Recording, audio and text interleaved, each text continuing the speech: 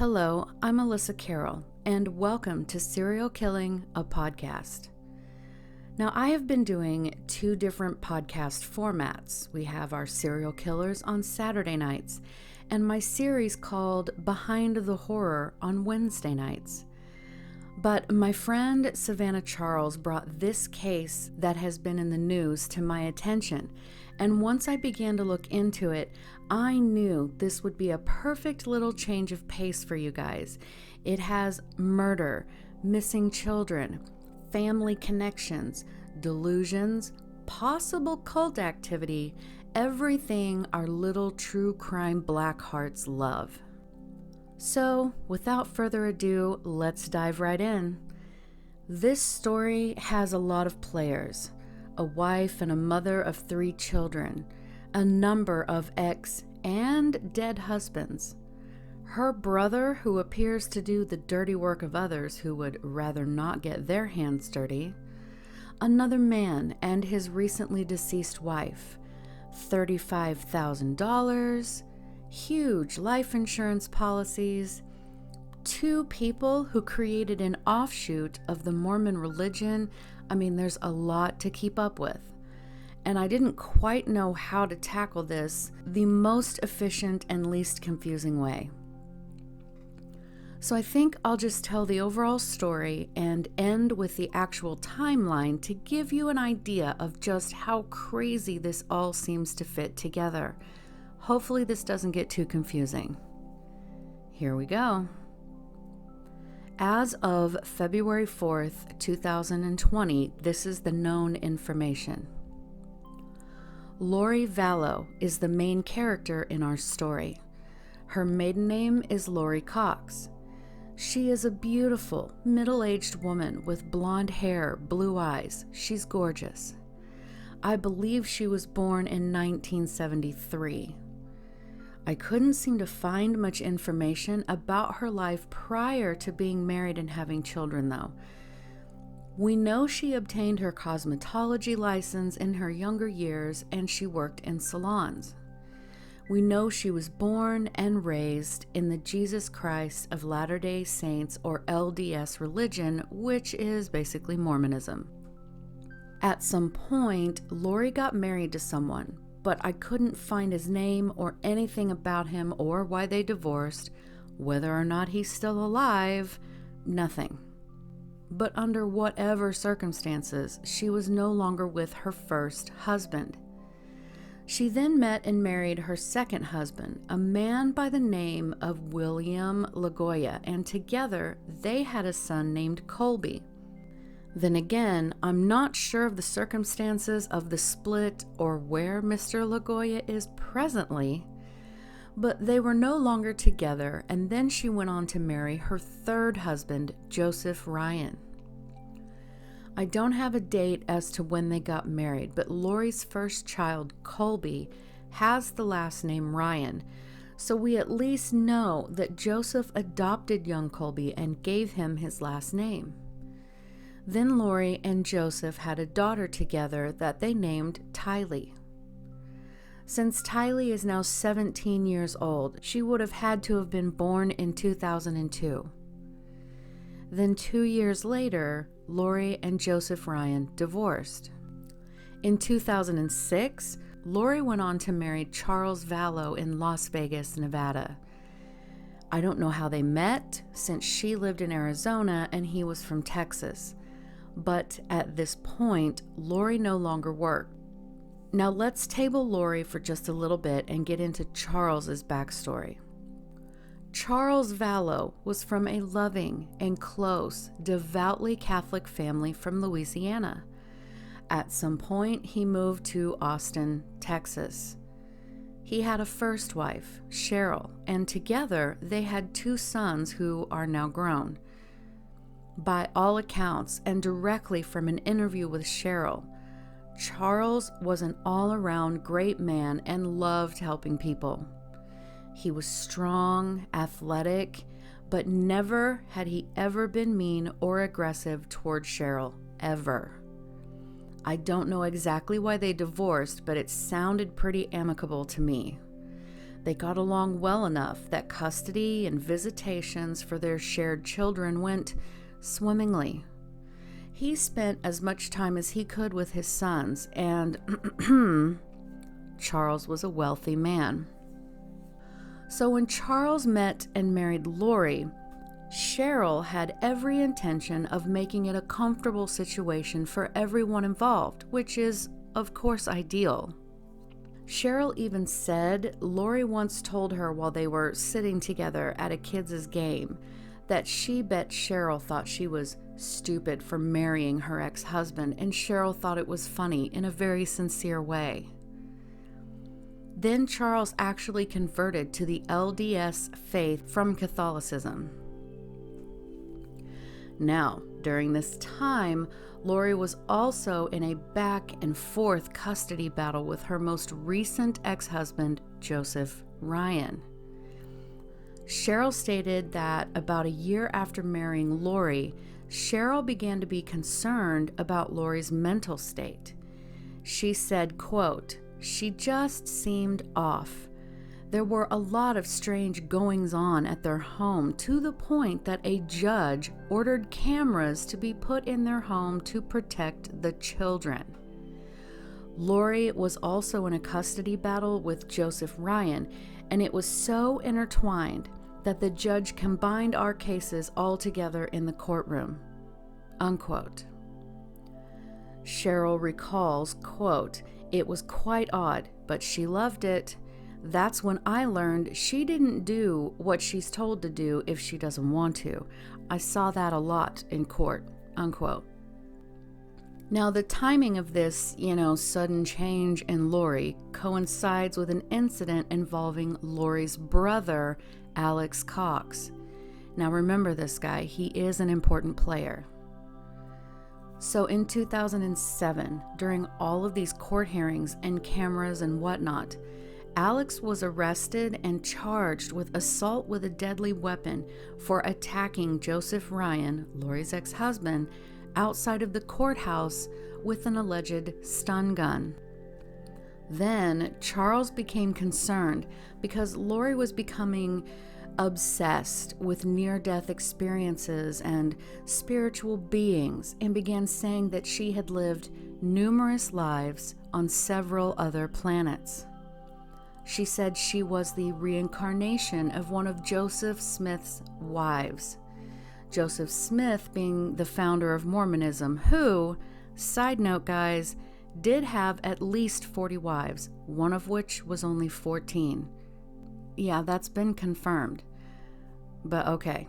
So for whatever reason, Charles just kind of let this go. Then in 2014, Charles and Lori adopted a 2-year-old little boy called JJ. Now, JJ's beginnings are kind of fuzzy, but from what I understand, his mother was kind of messed up on drugs, and his father couldn't really take care of him because JJ has special needs. So JJ's parental grandparents took him. But for whatever reason, the paternal grandmother, who happens to be Charles Vallow's sister, Kay, decided to let her brother Charles and his wife Lori adopt little JJ. So JJ is level 2 on the autism spectrum. According to childbrain.com, level 2 requires substantial support. There are marked difficulties in verbal and nonverbal social communication skills. They display odd, restricted, repetitive behaviors and have noticeable difficulties changing activities or focus. So as you can see, taking on the responsibility of JJ would have really been something. But by all accounts, Charles and Lori were wonderful parents to the young boy. Videos show him singing in a microphone. He's pretty verbal. He seems very happy. Clearly, he was well cared for, and Charles and Lori also let Kay and her husband spend ample time with their biological grandson. So this brings us to Lori Vallow, married to her 4th husband, Charles Vallow. Charles is wealthy. Lori no longer works. Lori has a son named Colby Ryan, a daughter named Tylee Ryan, and now an adoptive son, JJ Vallow, and the family felt complete. Then during that same year, 2014, Charles and Lori announced that they were moving to Hawaii. While there, they owned and ran a small juice business on the island of Kauai. For whatever reason, the family packed up and moved back to a suburb of Phoenix, Arizona. At that point, Lori and Charles spent thousands on a black Labradoodle service dog for JJ, and that boy loved that dog. It was his very best friend. Again, all was well. Okay, guys, are you with me so far? Not too bad. Okay, now we need to introduce a new character named Chad Daybell. Chad graduated from BYU, or Brigham Young University, located in Provo, Utah. By what I understand, and I could be wrong, this is basically an all-Mormon college. An ex-Mormon friend of mine, Brian, told me, you can go if you aren't Mormon, but your tuition will be much, much higher. Chad graduated in 1992 with a degree in journalism and also served as an assistant city editor for the Daily Universe newspaper, BYU's newspaper. Now, Chad met his wife, Tammy, at BYU, where she was also attending college. She was heavily involved in the LDS church and activities. They married fairly quickly, and she worked while Chad finished his degree. Then she became a homemaker. They had a total of 5 children. Chad and Tammy went on to found the Spring Creek Book Company, and Tammy loved helping design book covers for the books that they published. She was actually described as basically a genius, highly intelligent, and tech-savvy. She was also the chief financial officer of that company. Chad Daybell wrote more than 25 books, according to his website, Standing in Holy Places, the official website of author Chad Daybell. You can visit that site at cdaybell.com, and I'll add this to the episode notes of the podcast if you want to go have a look. Actually, there's going to be a lot of links down there. Save you some time. Among these books he wrote include a series called Standing in Holy Places, which his website states, quote, found success in both the LDS bookstores and the national retail chains, unquote. Chad is also the author of the Times of Turmoil series as a sequel. He's written books for kids called The Aaronic Priesthood and The Youth of Zion. Chad Daybell and his wife Tammy together wrote the Tiny Talk series for young children. Needless to say, they seemed dedicated to their faith, and all was well. So then Chad somehow gets with a couple who started an offshoot of Mormonism called Preparing a People. According to Jewels of Thought, quote, the teachings and activities of this group is so fringe that it served as a foundation to excommunicate Chad Daybell from the Mormon Church. Chad is on record stating he is a prophet. His books are on the contemporary, quote, prepper movement. He has used a hell and brimstone setting of religion and Old Testament tribulation from which to launch and engineer his modern-day prepper movement, unquote. So this group, Preparing a People, have people travel around giving lectures and educational materials on, quote, personal preparation. Preparation for what, you ask? Well, I'll tell you, my friends, preparation for the end of times. The Preparing a People website states, quote, helping to prepare the people for this earth for the second coming of Jesus Christ, unquote. I can hear you saying, but Alyssa, when is that going to be? Well, I'm glad you asked. Apparently in July 2020. Now, a woman named Julie Rowe, who is the author of A Greater Tomorrow, somehow met and knew Chad Daybell.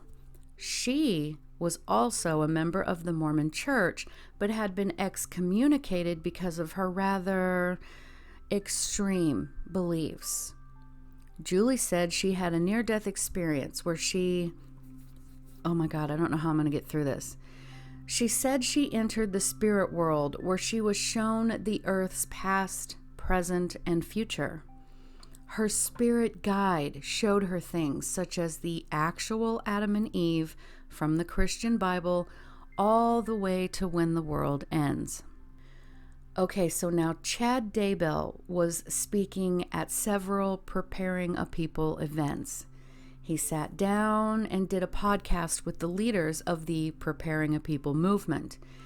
Chad has spoken about how he had 2 near-death experiences, and these experiences gave him his, quote, visionary gift. He actually stated in his autobiography that he receives visions and revelations, prophecies, and direct messages. Yes, my friends, DMs from God, the God. These visions made Chad decide to publish many books about the end of the world and the second coming of Jesus Christ. He stated, quote, what parts of your books are based on what you've seen in vision, and what part did you make up? And the short answer is that I don't fictionalize any of the events portrayed. I'm not really that creative. My torn veil allows information to be downloaded into my brain from the other side.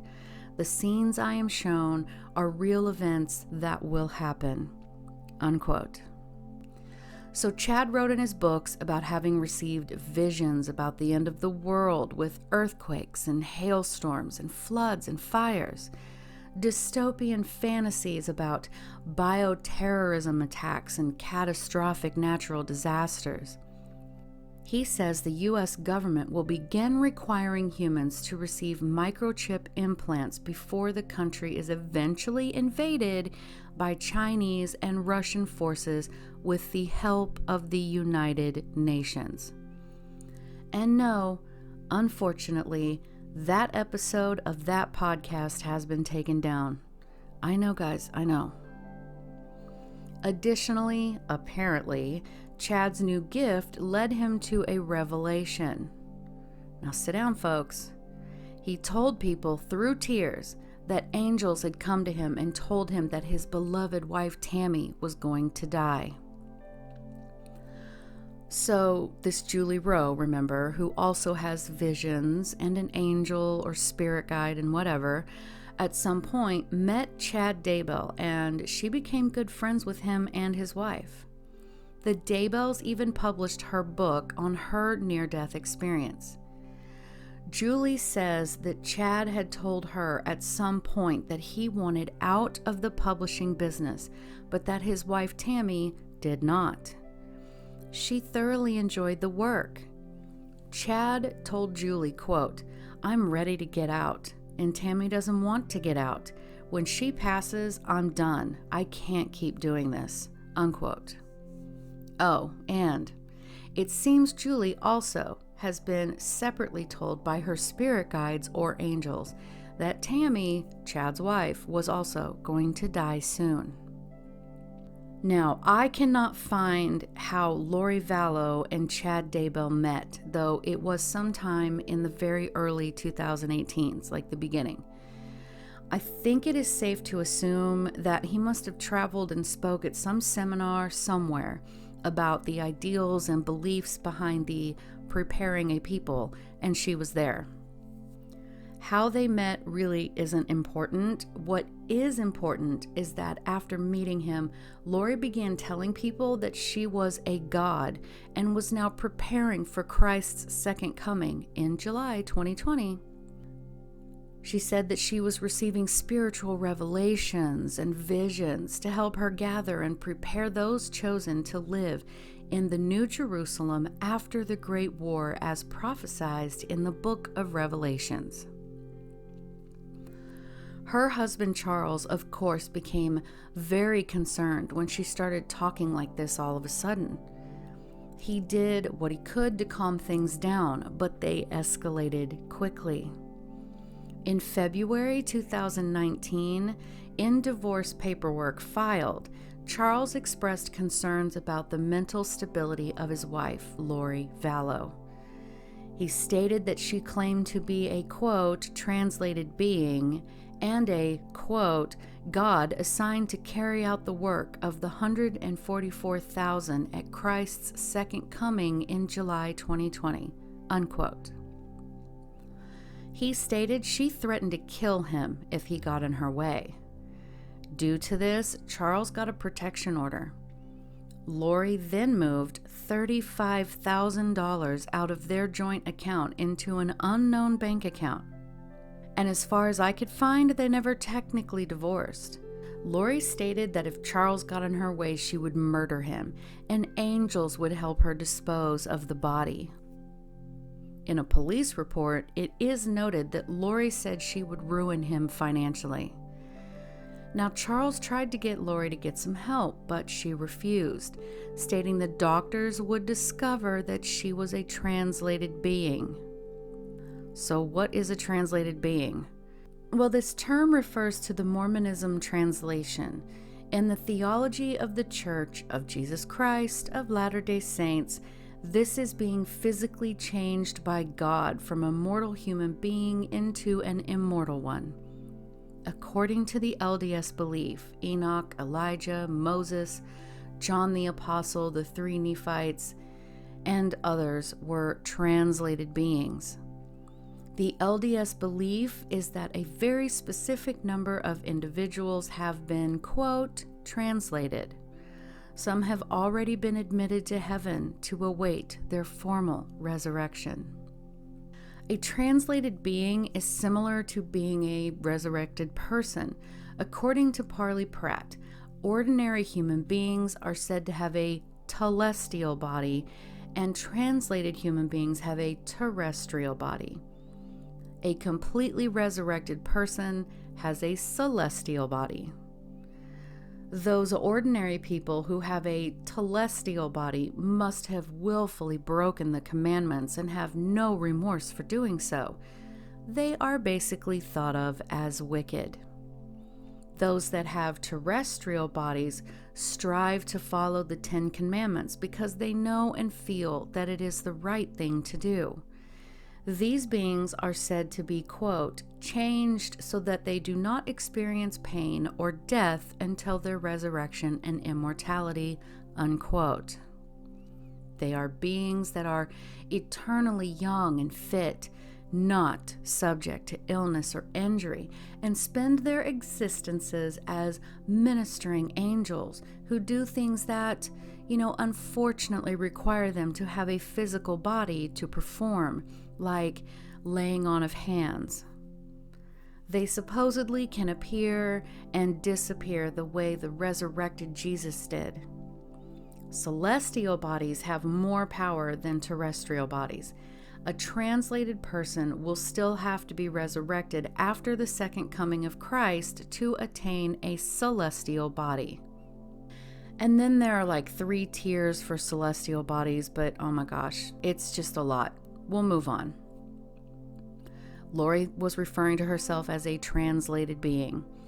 So Charles petitioned for Lori to have to go to Community Bridges for a voluntary hold. Then Community Bridges issued an involuntary 72-hour hold, instructing the police department to take Lori into custody and transport her there. But for whatever reason, it never happened, and Charles believed that the petition had expired. Charles then petitioned the court for primary custody of JJ, thinking Lori was not mentally sound. At this point, Colby, the eldest child, really wasn't a child anymore, and Charles knew he'd never get custody of Tylee. Then, side note, Joseph Ryan, Lori's third husband and Tylee's biological father, dies, air quotes, from an apparent heart attack. Now, Charles Vallow finds himself paying for 22 cellular lines, phones, and iPads. So he put a stop to that. Lori was spending nearly all of her time communicating with and hanging around this new religious group that did include Chad Daybell.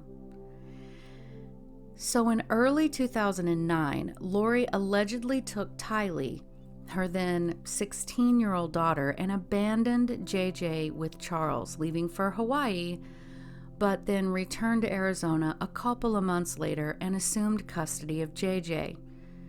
And then things seemed to calm down a bit. Now here comes another player. Lori has a niece named Melanie. Melanie was married to Brandon Boudreaux, and the couple lived with their 4 children in Arizona.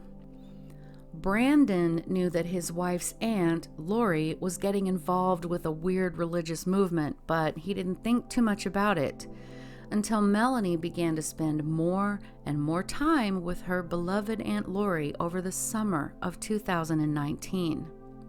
Thus, Melanie also began enveloping herself into this religious group as well.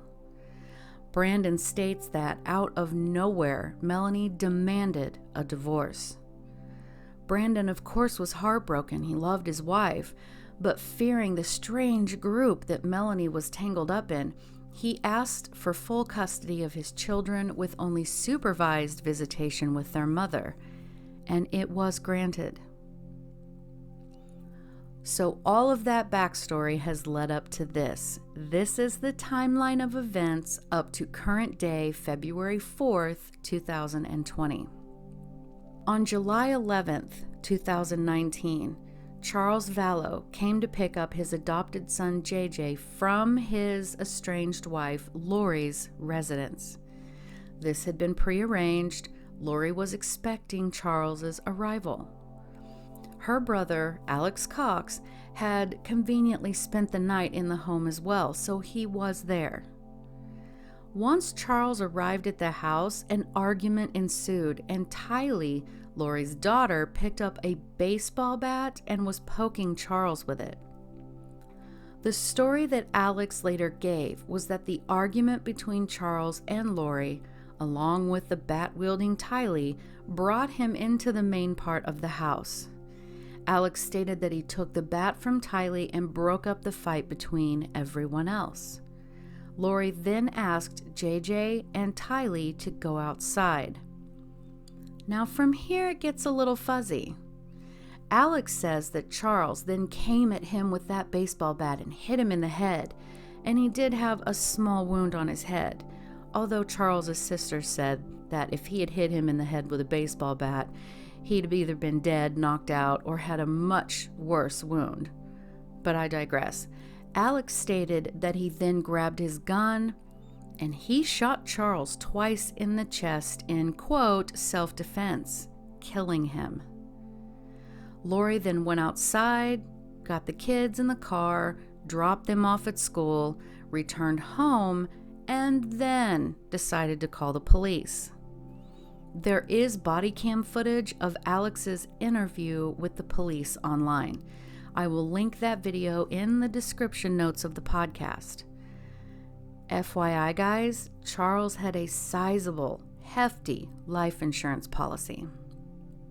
Then, apparently not long after, maybe a few days, Lori threw a very loud pool party at her house. I mean, loud enough that the neighbors complained. Finally, the next day after his death, Lori sent Charles's sons with his ex-wife a simple text. Here's what it said, quote, "Hi boys, I have very sad news. Your dad passed away yesterday morning. I'm working on making arrangements, and I'll keep you informed with what's going on. I'm still not sure how to handle things. Just want you to know that I love you, and so did your dad." unquote. End of text. One of Charles's sons tried to call her back and text back, but she wouldn't answer them. Then again, Lori told her eldest child, her son Colby, that Charles had died of a heart attack, which was clearly not true. Soon after, Lori also attempted to sell JJ's precious service dog, but the trainer just happened to catch that she was selling the dog and stated to just give the dog to them. The dog was then given to another special needs child, and JJ was completely crushed. The next month, August 2019, Lori packed up the children, minus Colby, and moved from her suburban home near Phoenix, Arizona, to Rexburg, Idaho. Lori told Colby that she had gotten a new job and she was leaving. And Colby said in an interview that he was not told that they were going to Idaho. After this move, relatives of Lori and the children say they stopped hearing from Tylee and JJ. They know that JJ was at least enrolled in school in Idaho because his last recorded day in attendance was September 23rd. The critical prescriptions that JJ desperately needs have now gone unfilled. In very early October 2019, Lori Vallow rented a storage unit in Rexburg, Idaho. Then, according to security footage over the next few weeks, she visited the storage unit 9 times, either by herself or with a man who authorities say was her brother Alex because his truck is seen in the footage. She visited again one time in November.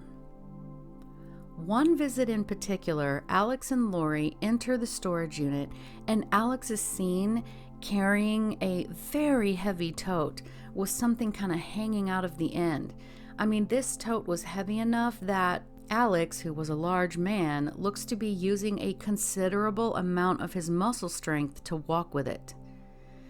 The children's bikes are put into the storage unit, as well as other things. Other times, those same things are taken back out and then put back in. It's so strange. In very early October 2019, Brandon, the husband of Lori's niece Melanie, pulled into his driveway in Arizona after being at the gym. Then a bullet, missing his head by inches, slammed into the top window frame of his door, shattering the window. He did manage to see the vehicle that was driving by his house, a gun with a silencer attached to the muzzle pointed. He said it was a Jeep. This Jeep was registered to Charles Vallow, who had already been dead for 3 months.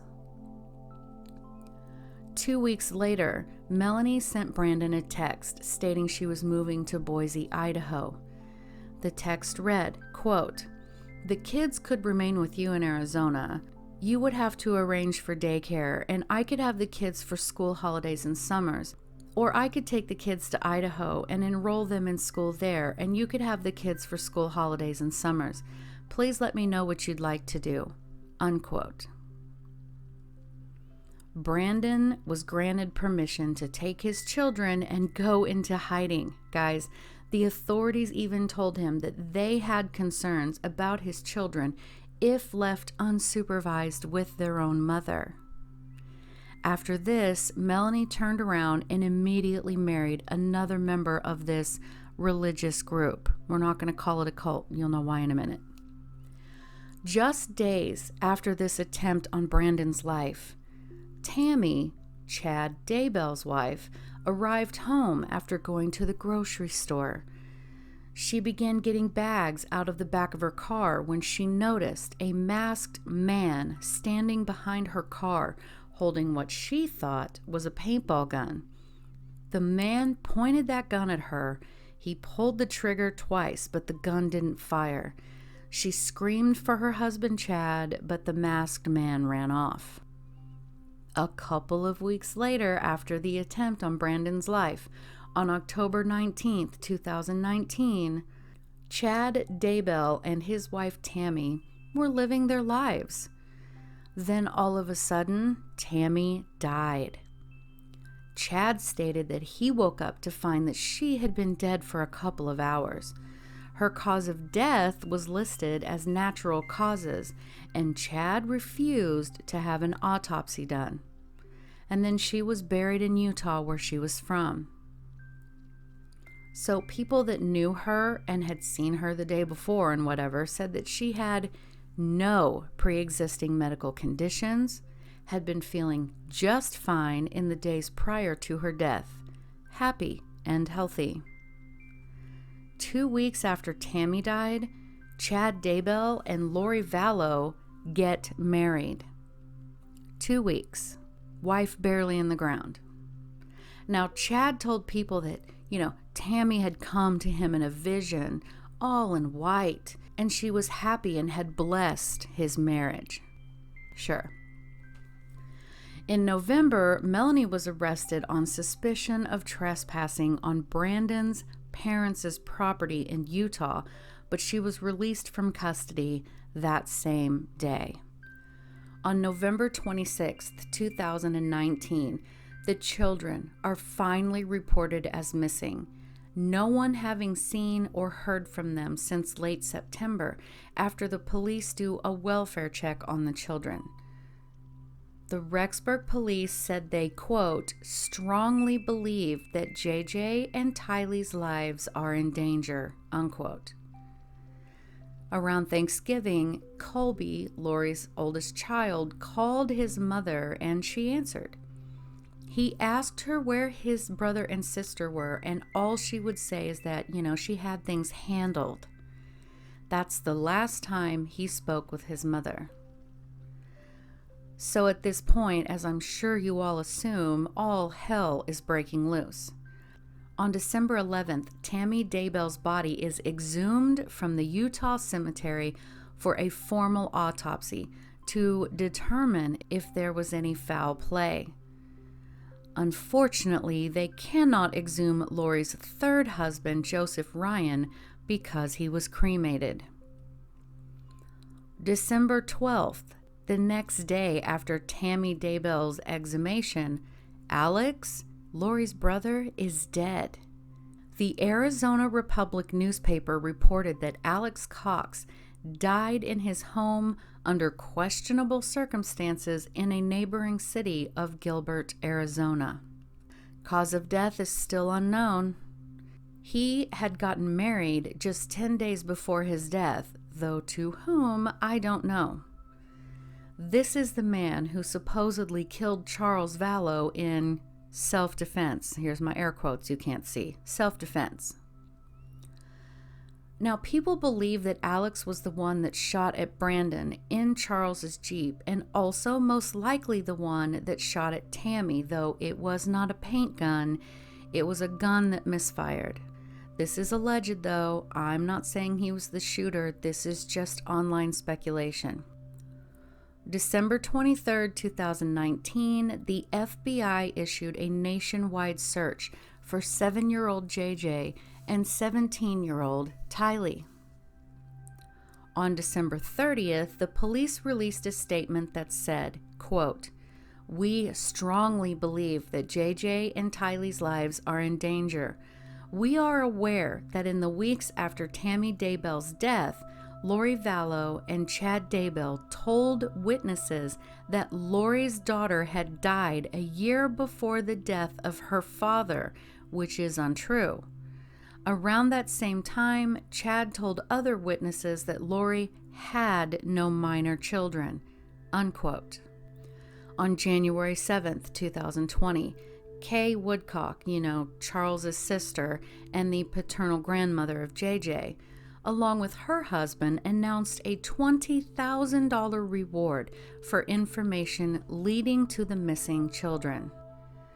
January 25th, Lori and Chad were finally located in Priceville City on the island of Kauai, Hawaii.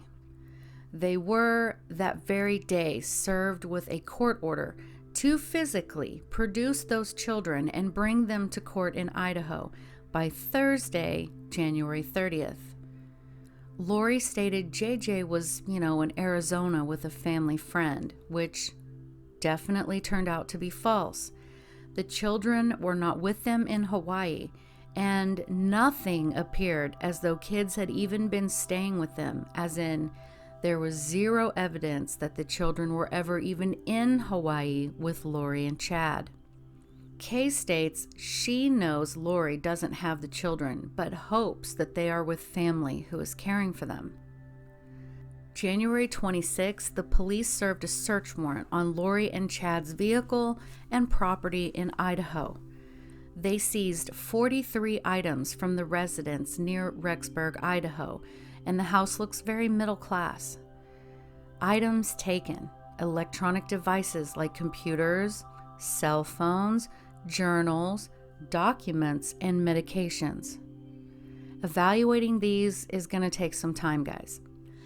After the search, the house was released back to Seth and Garth, which are Chad Daybell's sons who live there.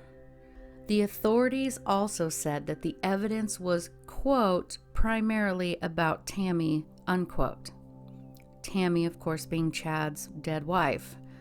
They also searched the storage unit that Lori had gotten, and they find the children's bikes, winter clothing, the children's baby and photo albums left abandoned, JJ's backpack, personalized blankets with the children's photos on them. Lori's credit card had been declined, and that's why they were able to search the unit. January 27th, the Rexburg Police Department and the Madison County Prosecutor's Office in Idaho filed a child protection action on behalf of JJ and Tylee.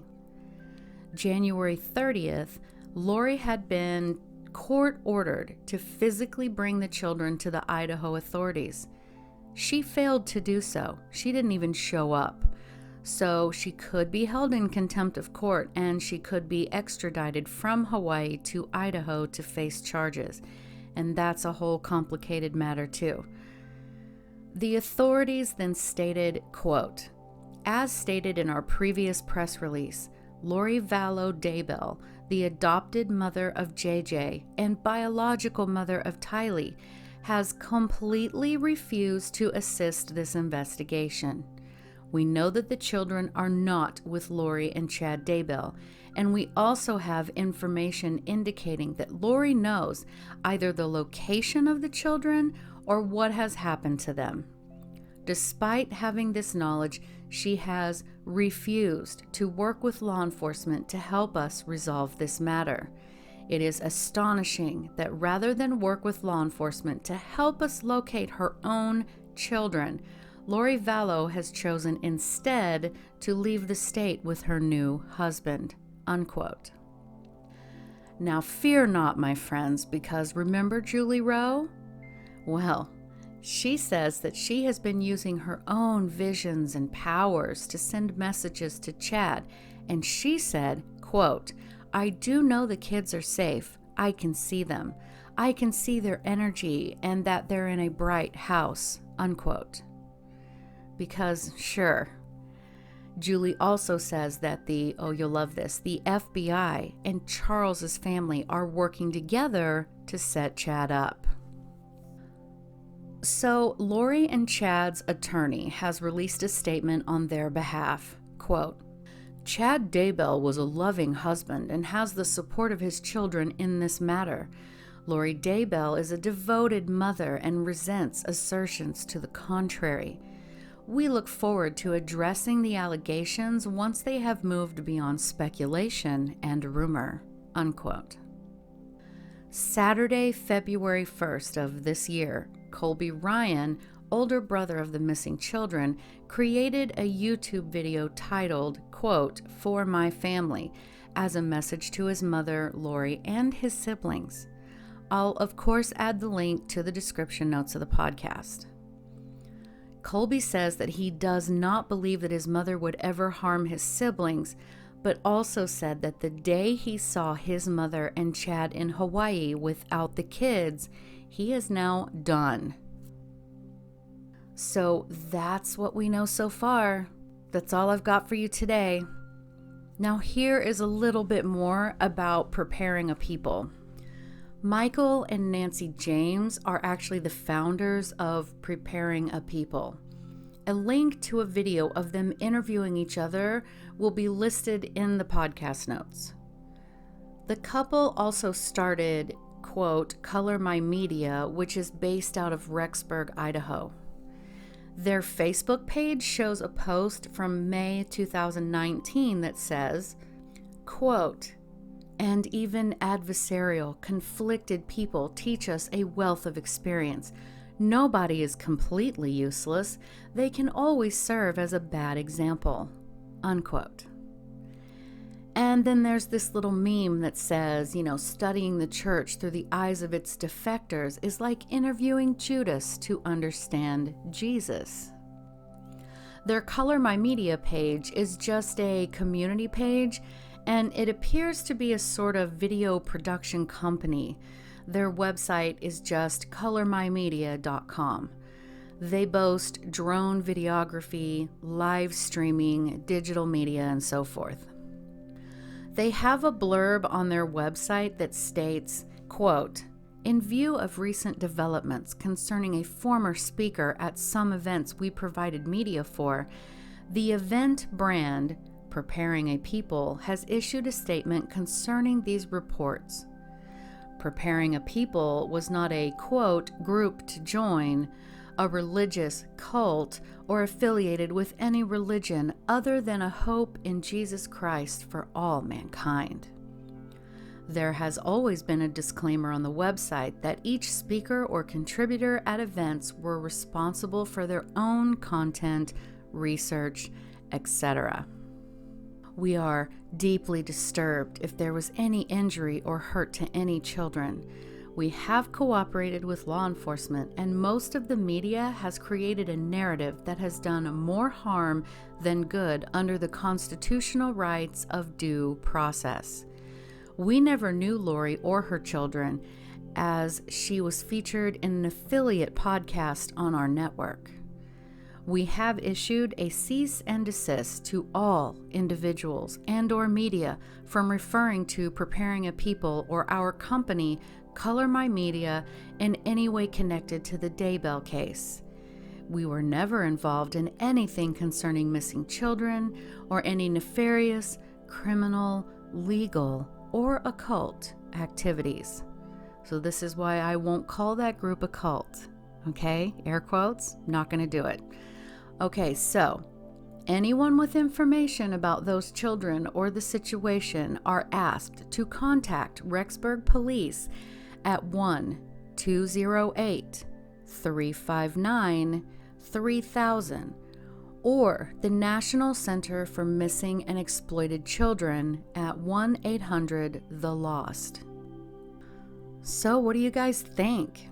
Leave me a voice message on Anchor. I'll put the link to that in the description notes. Or message me on Instagram, or leave me a comment on the YouTube channel. Consider sponsoring the podcast. The link to my Patreon is also in the notes. And guys, of course, I'll keep you guys posted as I find out more details, and I'll probably give the updates on Instagram, so that'll be over there. And that's it, guys. Have a great day.